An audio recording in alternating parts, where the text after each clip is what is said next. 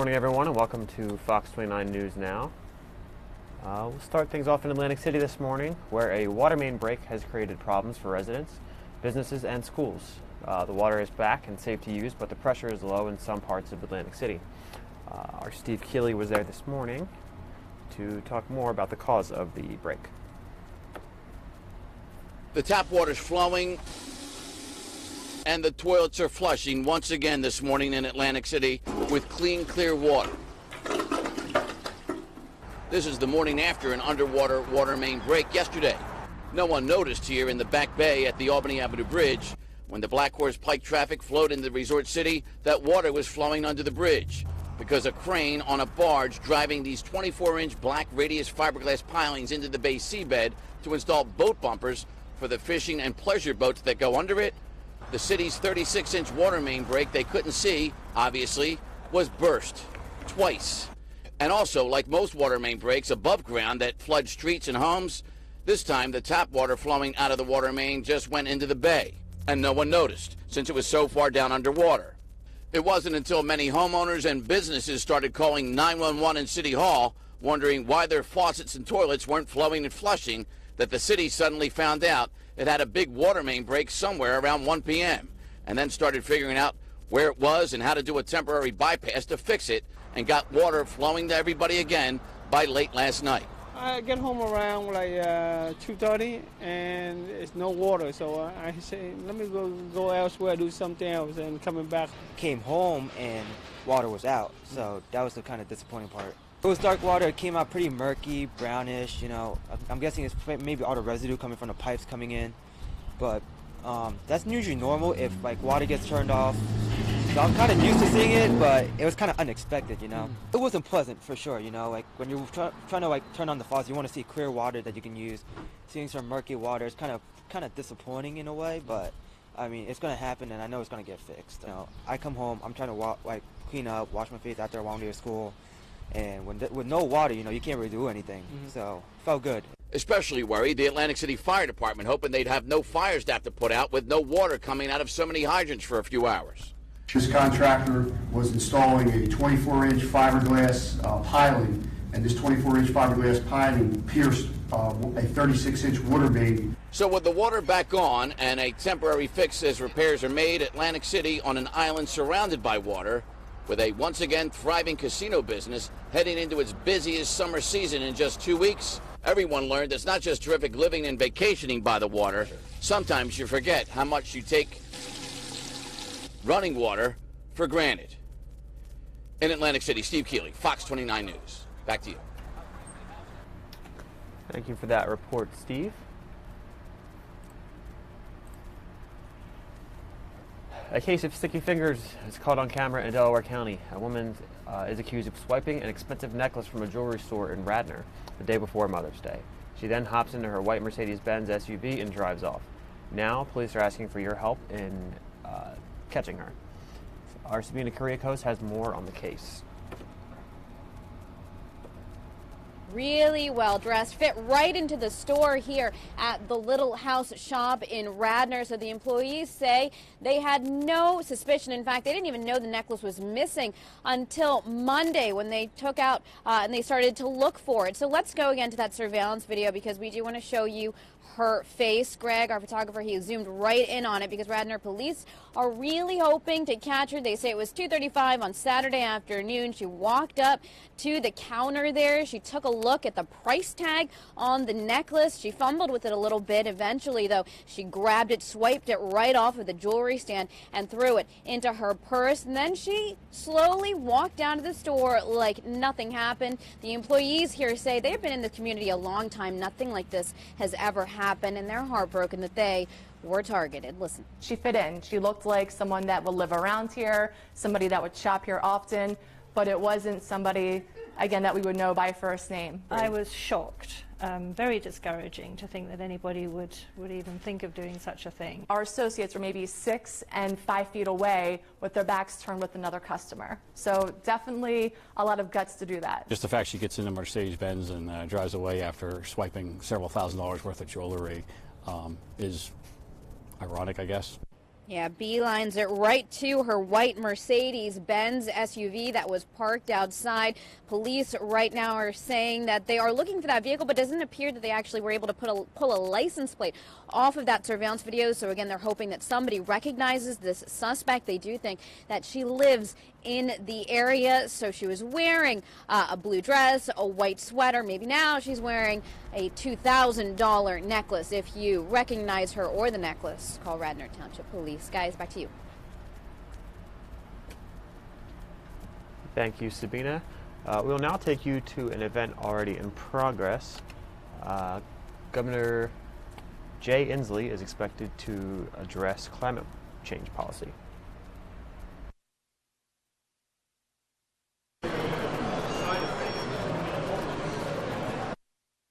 Most important issue for my generation, and actually for all of us, at the center of his campaign. Now I'd like to welcome Chester Hunter, an employee of DC Water, to give his remarks.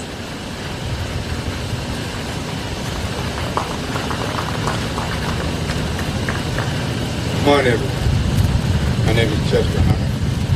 I'm a plant operator here at DC Water for the last 40 years. I'm working in the biosolids treatment section of the plant. We operate new biosolids treatment processes that treat the solids generated in the plant and convert these solids to methane gas, electrical generation, and Class A biosolids that is reused for fertilizer. These processes give us, as operators, through continual training, new skills in the future to improve and help our community. It makes me certainly proud as an operator and an individual and a worker at DC Water, make a difference in our environment and improving conditions in our environment. Thank you.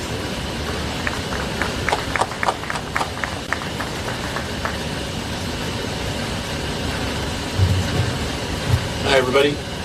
My name is James Latui. I'm a technician here with the Resource Recovery Team at Blue Plains. And I'm in charge of our carbon footprint model as well as distributing and marketing our clean product. I want to start today with a number, 50,000. 50,000 metric tons of CO2 per year has been reduced because we built this facility. That's from the production of biogas, but also the generation of a high-quality soil amendment that we market here in the district, which is the product in front of you called Bloom. All wastewater plants produce this solid waste material, but not a lot of them use it. A lot of it goes to landfills, to incineration, or you send it hundreds of miles via tractor trailers to distant farms to distribute it on. But because of the forward-thinking nature of folks here at DC Water, we decided to build a really state-of-the-art system that allows us to treat the solids to make a stable, safe soil amendment that we can use here in the district and the greater DMV region. And it takes advantage of all the nutrients and value that's in the material. Organic matter, organic nitrogen, the various other nutrients that are already in our system displace the need for things like chemical fertilizer, help revitalize soil health in our poor quality urban and rural soils we have around the region. And it's not just from an environmental stewardship angle that we do this, it's also from the fact that it's a solid business case. This used to cost us millions of dollars a year in disposal fees and truck traffic that we now turn into revenue. And that allows us to hire more operators in our Bloom product facility, as well as hiring people to market and sell this material. Another thing that we do, in addition to this, is the fact that we are building solar all over the planet. Because of some of the most progressive policy in the United States, DC City Council has passed laws that make the business case for building solar incredibly strong. So we're putting solar on top of the rooftops, and as well as basins behind you. This is a Fox 49 Weather Authority update. Hello, I'm Sue Serio. It's a day game for the Phillies today, and it looks like a good one. 105 is the first pitch, 68 degrees. Wear your sunscreen. We're going to get to a high later on during the day. There's only wasted resources. And if you take advantage of these resources, it's good for business, it's good science, and above all else, it's good for the environment. And with that, I want to introduce Governor Jay Inslee to talk about his climate plan.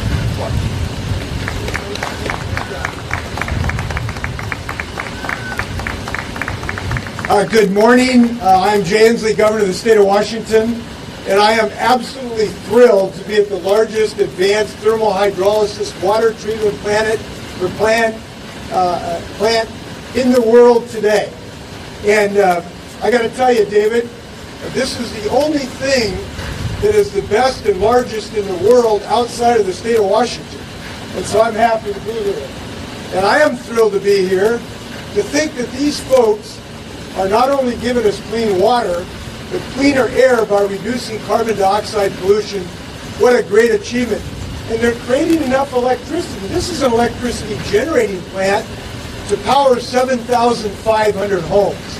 And they're doing it because they got great union skilled workers here, these two folks, that understand that we can have good paying jobs at the time we have clean energy. And I want to thank Alexandria for joining us. Her leadership has been incredible. I saw her in action. I'll see her in action again tomorrow in New York. Can we have a round of applause for her and her generation that are going to lead to clean energy? Thanks, Alexandria. I'm going to talk about my plan for a clean energy economy in a moment. But I have to get something off my chest first.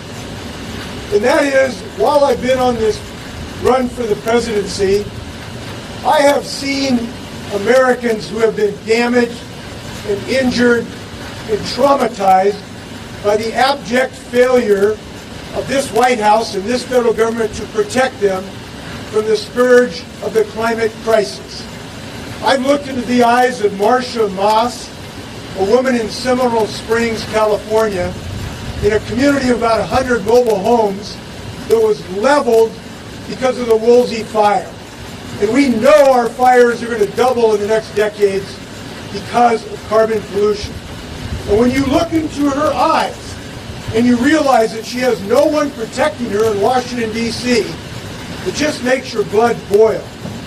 Yesterday I was in Davenport, Iowa. I met a woman named Regina Haddock. Regina is a courageous leader in her community. She started a program called Dress for Success. It helps women who've kind of been down on their luck, a lot of single mothers, get clothing so when they go out for a job interview, they can feel proud of themselves. And a flood, this titanic flood that has swept the Midwest, has now ruined this nonprofit. And when you look at Regina, who has been such a leader in her community, and understand that her dreams now have put on hold and not have help from Washington, D.C., that makes my blood boil. It is time for the people of fire and flood to have a president who will stand up and protect them from the ravages of climate change and this climate crisis. And I'm going to do everything I can to make sure Americans have that. And I plan to get that job done. So today, I'm announcing my plan for the evergreen economy. A plan to put 8 million Americans to work. And not just any job, but good paying jobs across the United States of America. And I am proud to offer it to the American people. This plan is built on 4 principles. Number 1, it is built on the principle that Americans always invent the future. We are never shackled to the past. We are never shackled to the technologies of centuries ago. We always invent the future because it is in our nature to invent, to create, to build. And that is deep in the American breast. And I hearken back to what John F. Kennedy said at Rice University. He said, you know, we choose to go to the moon not because it's easy to do the other things, but because it is hard. Because it organizes and measures the best energies and innovative talents of Americans. And I'm offering the Evergreen Economy Plan to do that yet again, to call us forward to yet a great national mission, to invent yet a brighter future for Americans. The second principle is pretty simple. We need a full, complete, 100% mobilization of the United States economy to defeat the climate crisis and put 8 million people to work. Look, in this case, half measures are not good enough. We did not defeat just half of our enemies in World War II, another existential threat to our future. We defeated all of them. And while people in Iowa are seeking high ground from the floods this week, we cannot have a middle ground proposal to build a clean energy future. We need a full-throated, robust, and complete mobilization of the United States economy. And I'm offering Americans a plan to do just that. And for people who say, those fearful people who are pessimistic that we can't do this, we can't mobilize our economy, look what we did in the 1940s. Just think about this.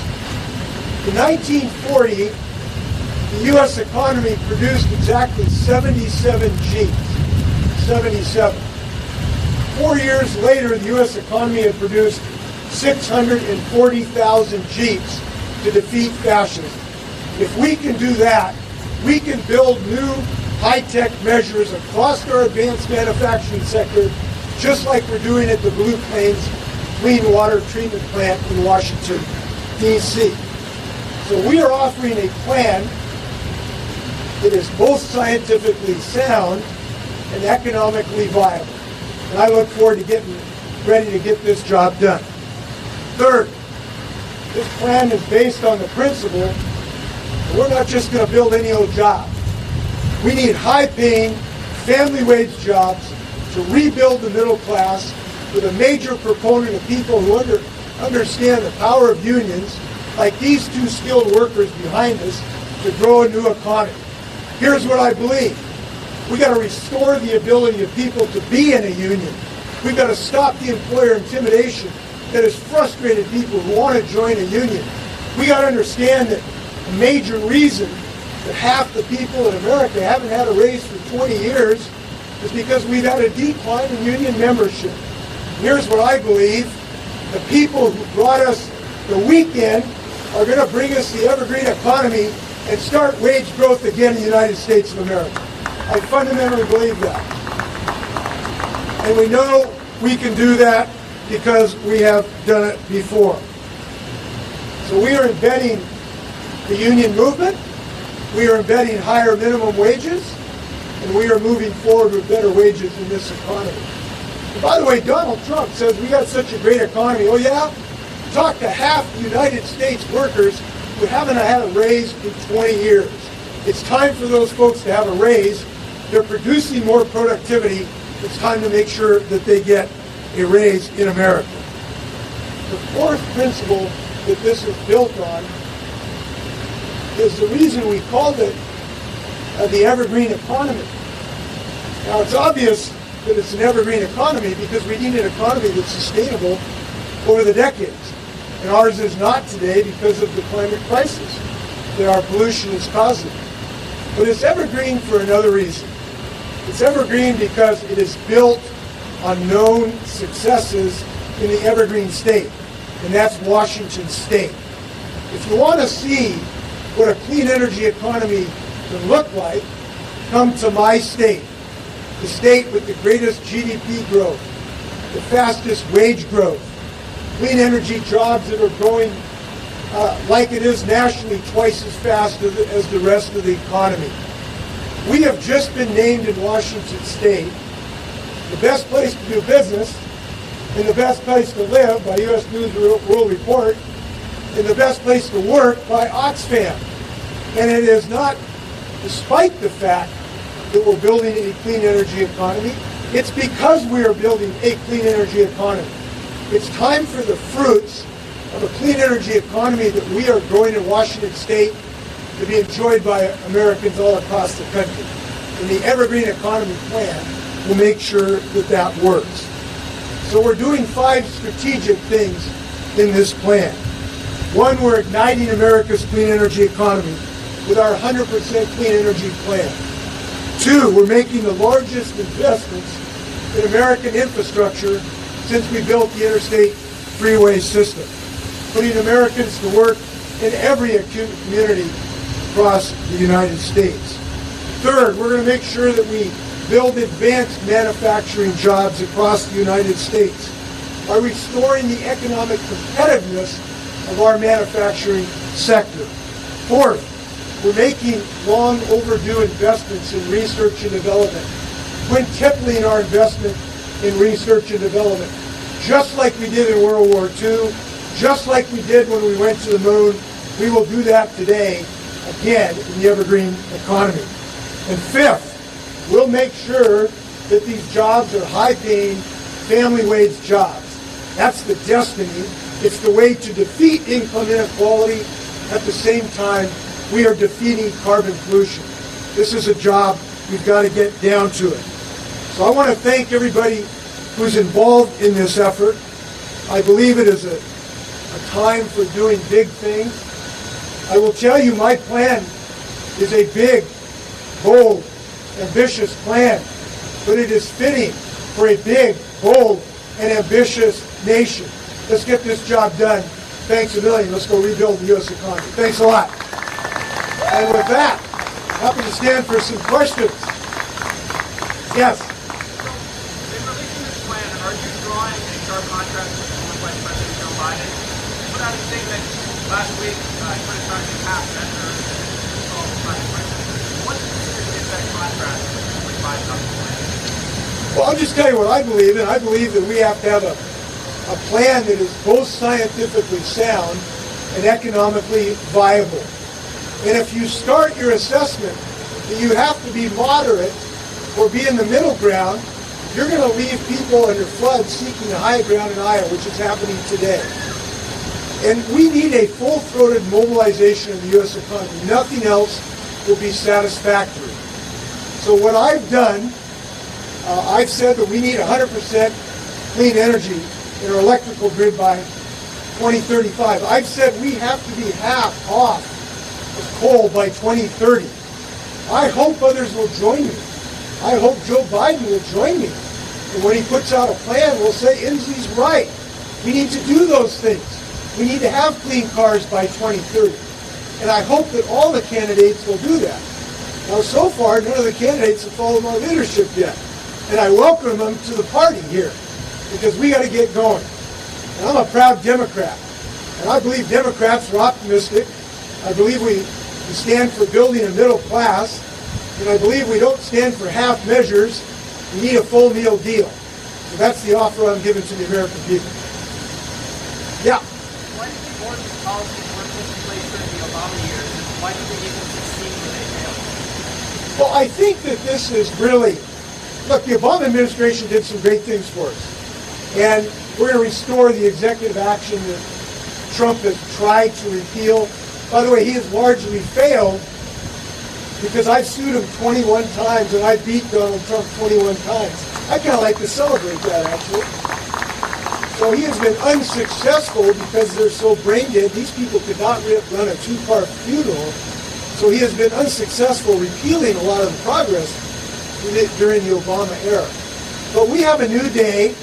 We have a new scientific assessment of what is necessary.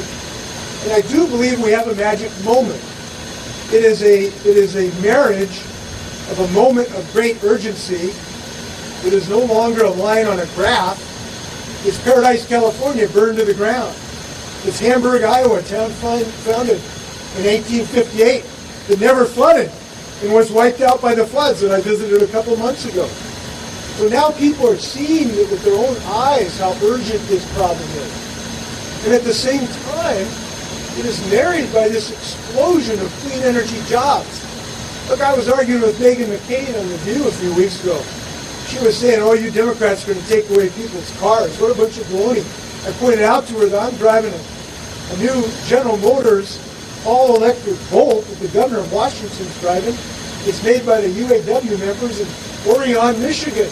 It's the electric battery manufacturers in Nevada. It's the wind turbines that Donald Trump says cause cancer that are causing job growth all across Iowa. So we have this magic moment of Americans realizing the urgency of this climate crisis, together with realizing the new jobs that these gentlemen represent with good, highly skilled union workers. They only need one thing. They need an ignition point.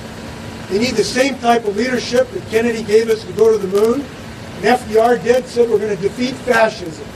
And that means you energize and mobilize the best energies and innovative talents of America. And if I'm given this global honor, I intend to be that spark. America needs it. Yes?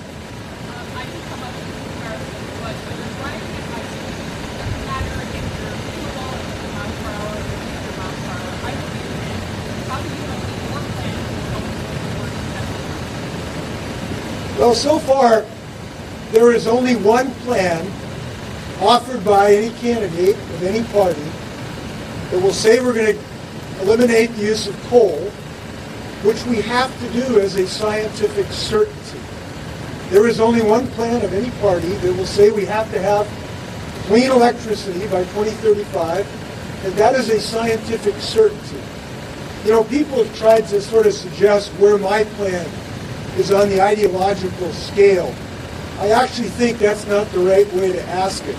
I think we need to ask us, where does my plan fit on the scientific scale as to whether we're going to rescue America from the ravages of climate change? And we are at the top of that scale.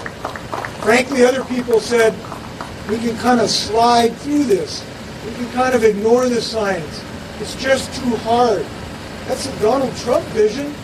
Look, Donald Trump is an insecure, small-minded pessimist who doesn't believe that Americans can do what we've done historically in a technological basis. I'm the can-do candidate. I'm the optimist. I'm the person who believes we can build ourselves and innovate ourselves over any challenge. And that's where I stand, and we're going to avoid that cliff. You're kind of scurrying around criticism of Joe Biden. I know you put out the statement last week. You just said in this speech, we cannot have a middle ground proposal to build a clean energy future. I just want to ask you point blank, what do you think Joe Biden doesn't understand about climate change that you do understand? Well, first off, I was concerned, like most everyone was, of the comments coming out of his campaign. But I will reserve judgment until we see what Joe Biden actually proposes. And I will wait and see if he can match the commitments that I have made to the American people. If he does that, I think it will be a great day for the Democratic Party. But to do so, he's going to have to up his game and say categorically, we cannot be shackled to coal jobs forever. It will kill us on health and economics and create a national security crisis. He's going to have to say that we have to remove our reliance on fossil fuels and our electrical grid. I have not seen to date any suggestion that he can do that. Now let me address why I think some people have concern about this. We know we have to have a transition to a clean energy economy. And transitions involve change. And change sometimes have challenges. Look, we've got people across this country who've worked in the coal industry who are dignified, hardworking Americans who deserve every bit of support and respect of anybody working in Silicon Valley or anyone else in America. Their families, their past generations built the industrial might of the United States.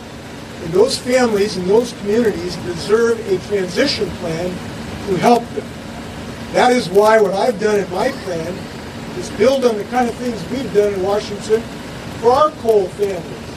So in Centralia, Washington, where we are transitioning off of our last coal-fired plant, we just didn't turn off the plant and not think about these people.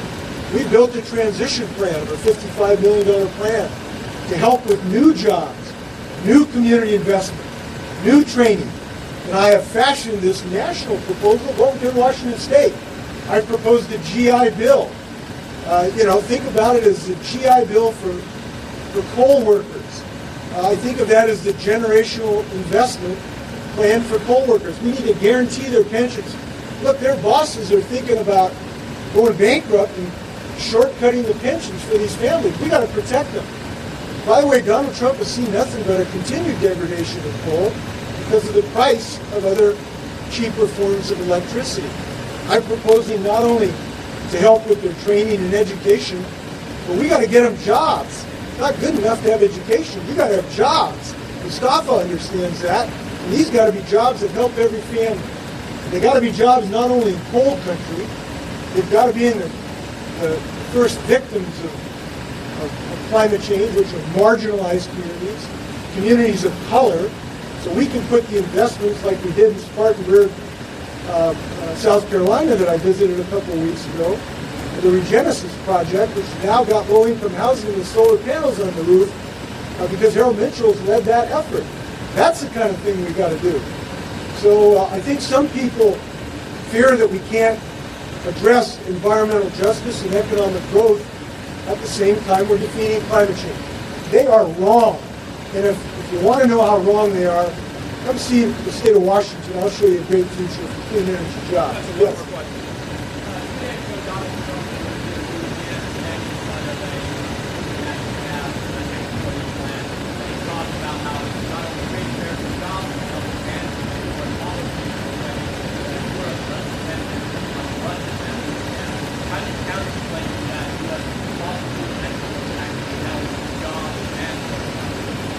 You know, I wish that the current occupant of the White House had 25% of the scientific acumen of Alexandria. And if he had 25% of his understanding of physics and chemistry and basic science, he could not make the foolish statement that we can continue to pump out unlimited amounts of carbon dioxide and not destroy the planet as we know it. The people in her generation fully understand that. What is it that he doesn't get? You know, I heard my friend Bill Nye the other day did kind of an interesting video that said, you know, why don't you knuckleheads grow up? And I don't know any other way to describe that. Because her generation, and every scientist in the United States who ever studied this, understand that if we remain a prisoner to fossil fuels to the mid-century, we're not going to recognize this beautiful country. We will not have agricultural land that is not flooded routinely. We will not have the air to breathe in Seattle, Washington on a summer's day because of the forest fire. We will not have small communities in the pine forests that aren't burning down. We're not going to have more people getting cancer and respiratory problems because of the pollution. And importantly, we won't have anything but a degraded economy. What people say, how are we going to pay this? I asked Donald Trump, how are you going to pay for Paradise, California? How are you going to pay for the $1.5 billion of losses to our farm community? How are you going to pay Miami Beach for having to raise up Main Street 1.5 feet? That's the question we got to be asking. So this, you know, $900 billion investment I make is the cheap, inexpensive way to save us from this massive loss of the American economy. So let's get Alexandria here and get her a half-hour Donald Trump. I think she should try to talk some sense into him. Until then, let's just get a new president. Okay, thanks a lot. Good luck.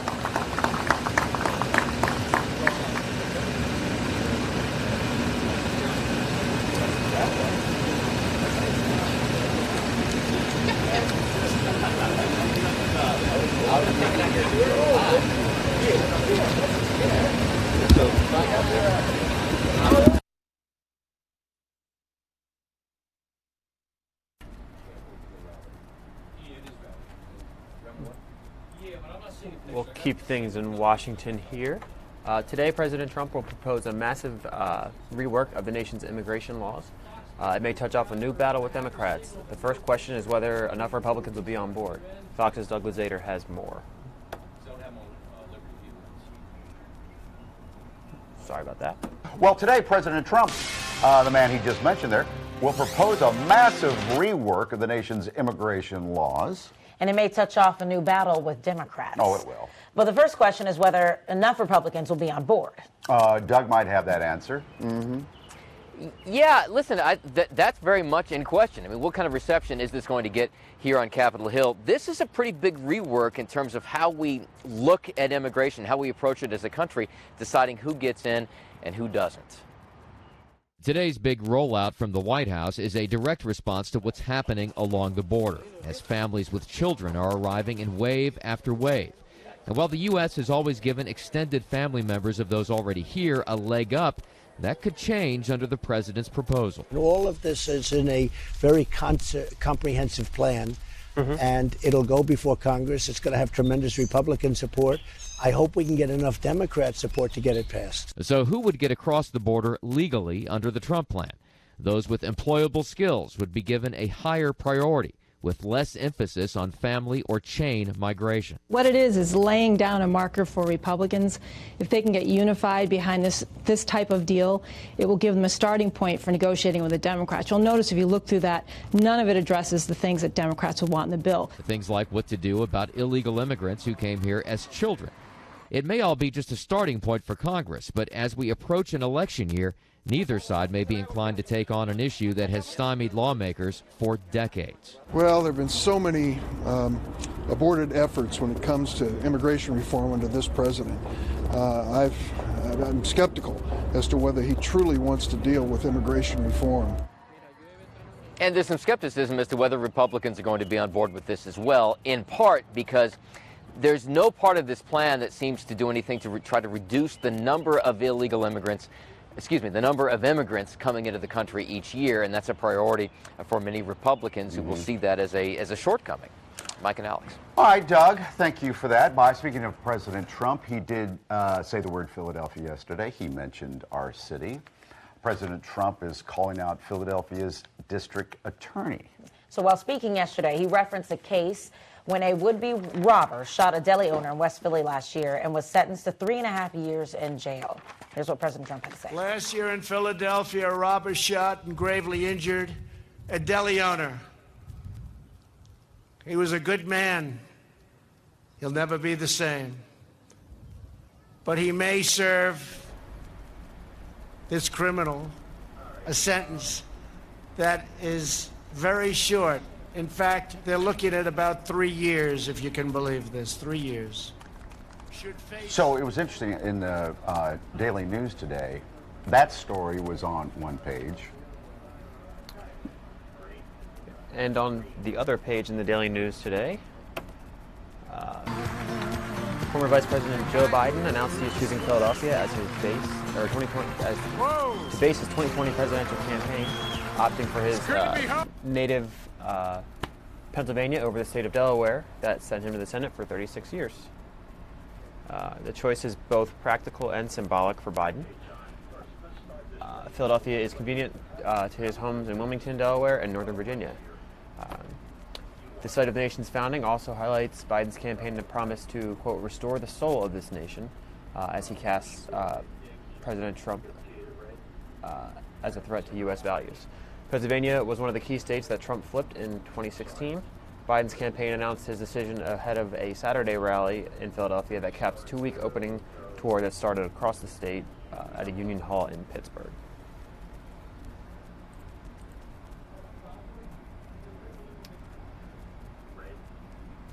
Robocall relief is coming.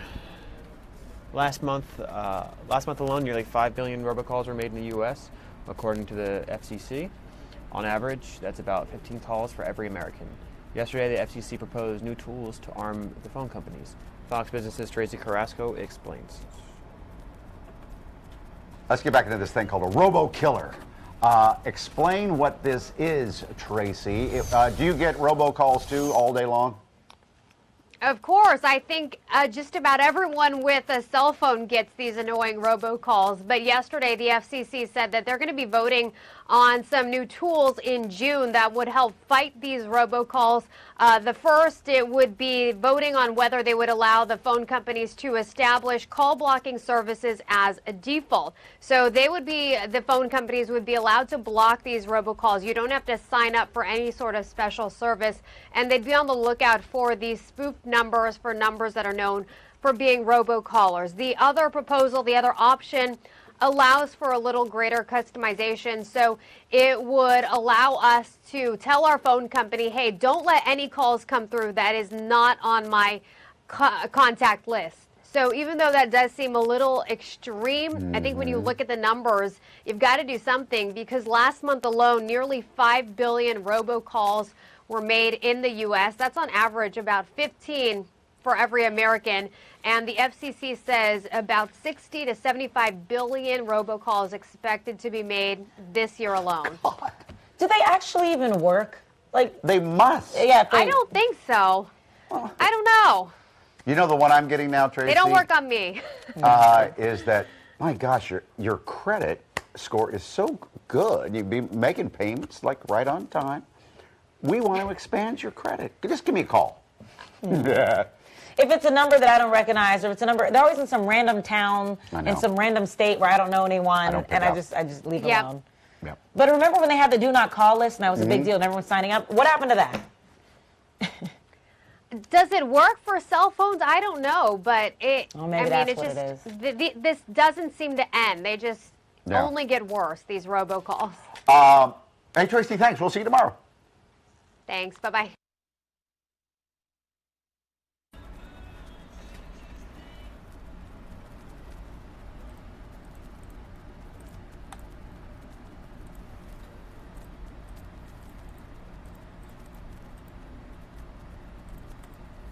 In Chester County, officials held a press conference yesterday to announce that crystal meth is making a comeback across the area.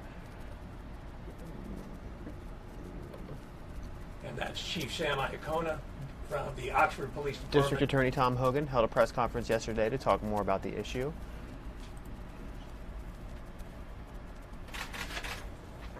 And you notice that's a big chunk of pure crystal in there. That is good, clean, this pure crystal. We are not getting the biker meth anymore. The market is flooded with the crystal. So that's a huge difference from the 2000s. Now what else is the biggest difference? Well, in the early 2000s, 2002, 2003, 2004, if I wanted to buy a pound of crystal meth, which we were doing back then through DEA, it would cost me about $25,000. If I wanted to buy it. This morning on Good Day Philadelphia, Dr. Jason Wallach, he teaches courses in pharmacology at the University of Sciences with a focus in psychoactive drugs. He joined Good Day Philadelphia to talk more about the drug. This is all counties in the country, but especially around here. Let's choose Chester County. Methamphetamine is back big time. It's showing up across the nation, of course, in just about every neighborhood. The Chester County District Attorney spoke at a press conference yesterday about this epidemic and how it differs from what we've seen before. And that really big problem is that crystal meth is coming storming back into southeastern Pennsylvania. And this crystal meth is potent, powerful, and cheap. And you are going to see a strong impact on users and law enforcement. We have seen it in the past year in a pattern developing here in Chester County and across the region, and you are going to see it developing across the United States.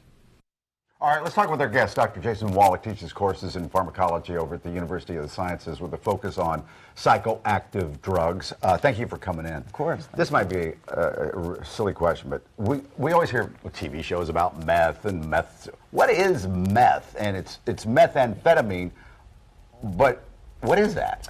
So methamphetamine is an amphetamine chemical, but more importantly, its effect is of a psychostimulant nature. So psychostimulants are drugs which tend to excite or stimulate the brain. But doctors can prescribe a methamphetamine, right? Yep. And what would that? Why would I? There's a prescription drug FDA approved called desoxin, which is methamphetamine. It's approved for use in children as young as 6 for ADHD, actually. It's also used for obesity. A common effect of psychostimulants is to decrease hunger. Well, how's that different than the stuff we see on the street?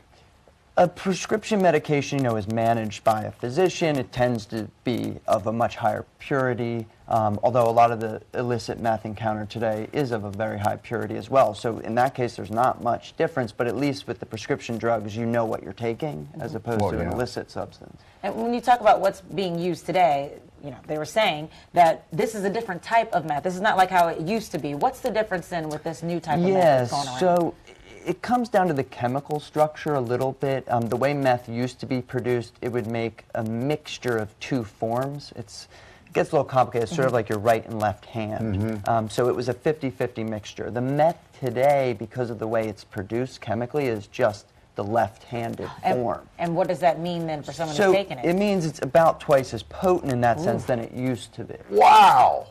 But what is the high? Why do people, what does it feel like? Yeah, you know, people use it for all different reasons, but it gives you energy, euphoria, people feel confident, talkative. It must be easy to get hooked on, though. I mean, you know, that's a complicated thing. It really depends on the individual. Some people have a higher susceptibility to risk. I don't know that it's more addictive than other drugs or other behaviors, sex, gambling. But it sounds like if you are addicted to another drug, you still might want meth as well. And why is that? Polydrug use is actually very common. A lot of the hospitalizations involving methamphetamine do involve other drugs as well. People that use psychostimulants tend to use downers like opioids or alcohol to sort of help them come down, and the vice versa of people using opioids or alcohol, they'll use psychostimulants to sort of bring them back up. So they're titrating this stimulation and depression. So it's connected also then probably to the opioid epidemic we're seeing. I think, yeah, there's definitely trends in use together, sure. How do you get off of it? Therapy? Yeah, there's no pharmacological intervention, so no medicines available. Rehabilitation, psychotherapy, those are the current strategies. There's research into finding drugs that might help people get off, and I think there needs to be a lot more research in that area. It's important. Yeah. How concerning is it the fact that now it's twice as potent? Because we've done stories about fentanyl and how strong it is now, and how it isn't like compared to like elephants and stuff. What would that be then for this, for meth, being twice as potent? Yeah, so, I mean, twice as potent is a significant difference, obviously. But, you know, I think with something like fentanyl, where you're talking about hundreds of times more potent than morphine, thousands, and some of these fentanyl derivatives, some are 10,000 times more potent, there's a lot higher risk of overdose because it's such a tiny amount that's effective. 2 times is definitely a real difference. But it's also cheaper, so they can get their hands on more. Oh yeah, the prices have apparently dropped and purities have gone up. There seems to be an abundant supply. Yeah, but it's a bad combination. Doctor, thanks for coming in. Sure, thank you for having me.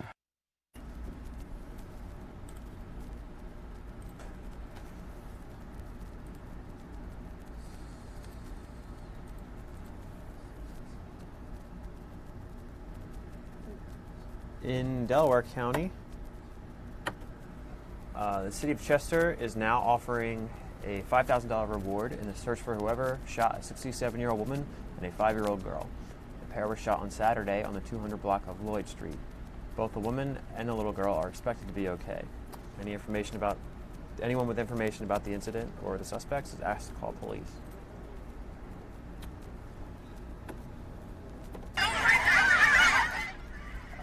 In Montgomery County, the investigation continues into the brawl between police and teenagers that was caught on video at a church carnival. Yesterday, Norristown police said they've conducted more than a dozen interviews of officers and the public. This is video of the mayhem at the St. Francis Assisi carnival between children and police this past weekend. Families are upset about how they say police handled this situation. Aside from the interviews, detectives are also reviewing more videos, 911 calls, and police radio transmissions.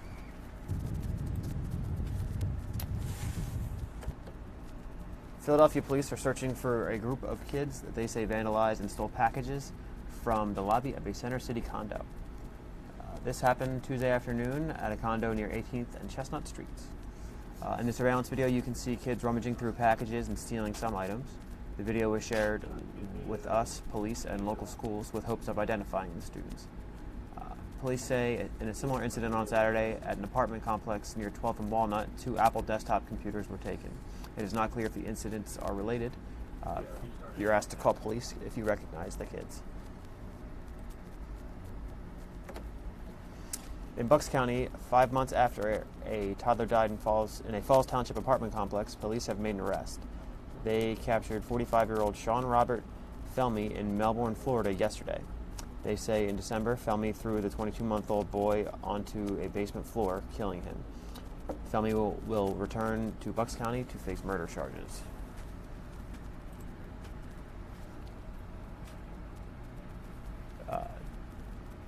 Doctors say the clock is ticking, and not just for the ladies. Doctors say men have biological clocks too.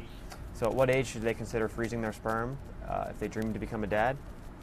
Good day to take a closer look this morning. That when it comes to women, after age 35, pregnancies are riskier. But a lot of times they refer to it as, oh, your biological clock is ticking. And they always look to the woman and they say, oh, you must be concerned about having kids. But they never think about the man. Well, new research suggests that, yeah, men also have biological clocks. And they may be wanting to consider freezing their sperm the way women freeze their eggs. But not everybody agrees. So we want to bring in Dr. Michael Glassner of Mainline Fertility and Reproductive Medicine, and you're going to break down some of the facts for us. Right. And you also happen to be a father of 6. Yes, indeed. Mm-hmm. Yes, now, indeed. 4 children with your first marriage. Yes. These 2 young ladies with your current wife. Yes.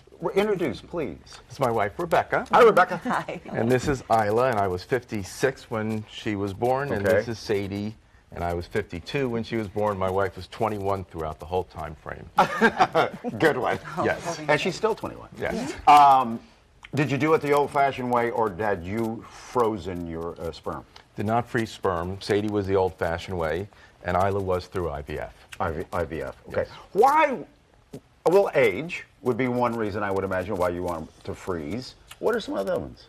You know, it's great that we're bringing to the forefront how fertility is relatively fragile, and we recognize age has always been an issue for women. We do, for years, recognize that when men are 50 or older, there may be higher risks of complications in the newborn in terms of preterm labor. There's also miscarriage rates as an adult, schizophrenia, OCD, autism. Mm-hmm. So the problems go up.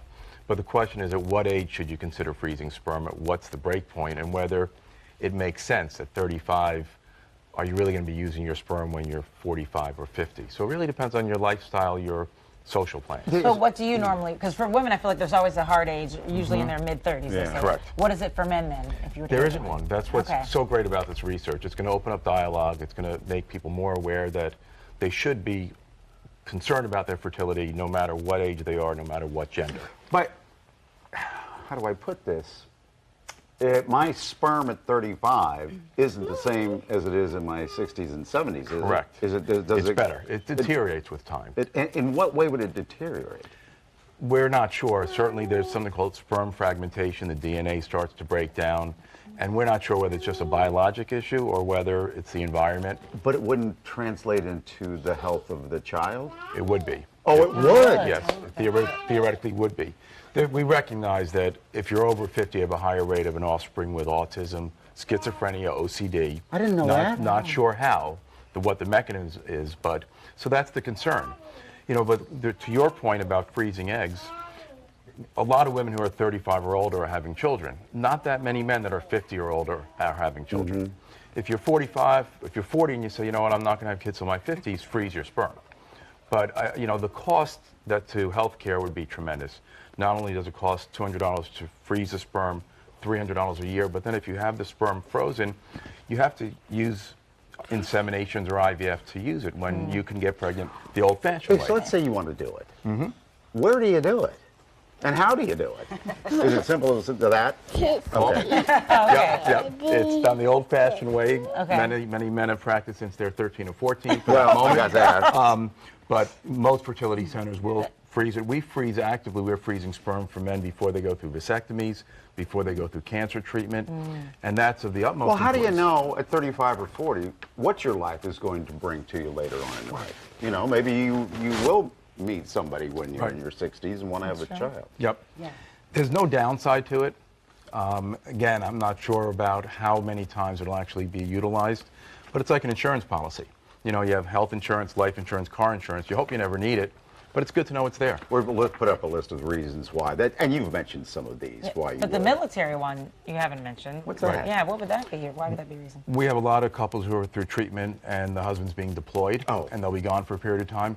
Now with concerns about Zika, men are freezing sperm because if a man goes to a Zika-infected area, actually the Zika virus stays in the seminal fluid for 6 months. That's right. 6 months. But I do want to bring up something that you mentioned, because when it comes to freezing eggs, everyone talks about how costly it is. It's very expensive. But I think you just mentioned for a man, if he wanted to freeze his sperm, you said $200?